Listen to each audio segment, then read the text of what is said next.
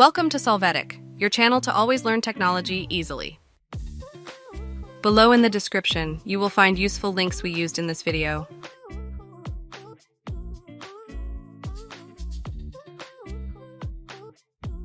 Today in Solvetic, we will see how to save my Facebook profile picture from PC.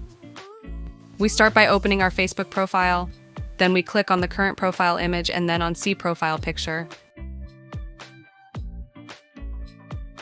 After that, we right-click on the image that appears enlarged and choose Save Image As.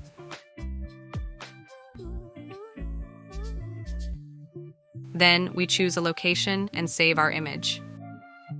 Finally, we will see that the profile image has been saved on our PC. Another option to save it is, once opened, click on the 3 options points that appear and choose Download to save it in the location you prefer. Hey, remember to subscribe Solvetic channel.